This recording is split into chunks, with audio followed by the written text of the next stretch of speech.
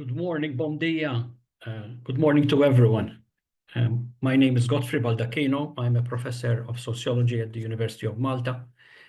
And it is with regrets that I can only join you virtually today at this third Intercultural Forum of the Islands of Europe, being held at the beautiful São Jorge Island in the Azores, in the Atlantic Ocean. I have noted the very interesting program you have. You are focusing on three important themes. One is the energy transition. The other is tourism. And of course, the third one is identity. They are cross-cutting themes. And the idea, of course, is to establish and nurture a conversation, continuing, I would say, a conversation that has started some time ago, in order for islands and islanders to learn so much from each other. We have for too long been fed and accepted models of development, models of governance, models of economic progress that don't necessarily work for our islands. And perhaps you can say the same thing about energy.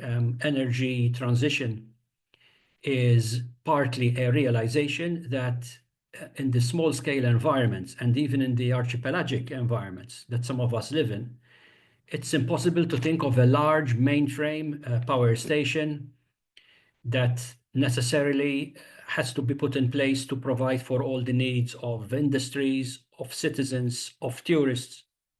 Perhaps something more low scale, smaller scale, more distributed is more suitable and adapted to our environments.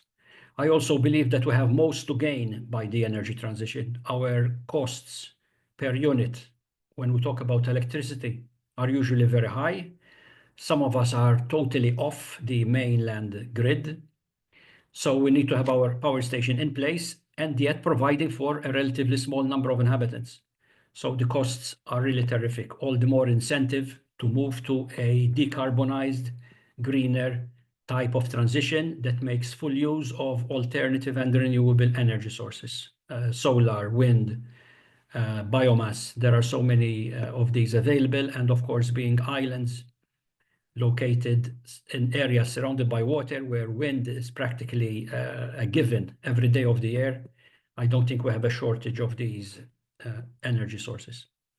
Then we have tourism, usually a very important component to the economy. Hopefully it is not the only component of the economy. Please keep in mind that like all economies, even small economies should not fall into the trap of a singular production. You don't want to have one single economic sector that dominates the economy. You need to diversify. And to do that, the role of your universities and your technical colleges is very important. You need to produce knowledge that's relevant and specific to your own reality. Build a cohort of students, of scholars, of researchers, of practitioners who appreciate local knowledge, local opportunities, and local challenges, and therefore will help you, one hopes, to move into other areas of economic activity beyond tourism. They are usually in services because small islands do not suffer from diseconomies of scale when it comes to services.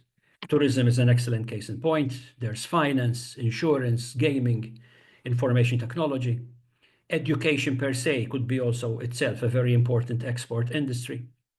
So I look forward to seeing a more diversified, service-dominant island economic reality in the years to come.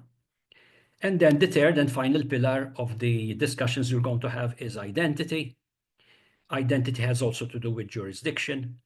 The Azores, where you are, for example, is itself an autonomous entity within the state of Portugal. Other similar islands around Europe have the same status or a similar status.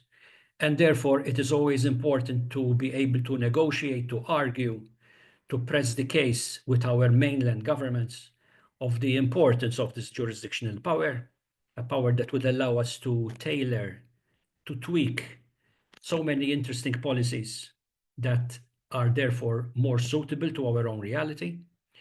And of course, it remains a work in progress. Our relationship and negotiation with the central governments are not going to go away. They are basically a fact of life. And one hopes that island governments will use those powers wisely and carefully in order to best track an economic trajectory that works for their own community and for their own natural environment. I wish you a wonderful conference in São Jorge, and obrigado to the organizers for giving me these few minutes to share a few words. Thank you.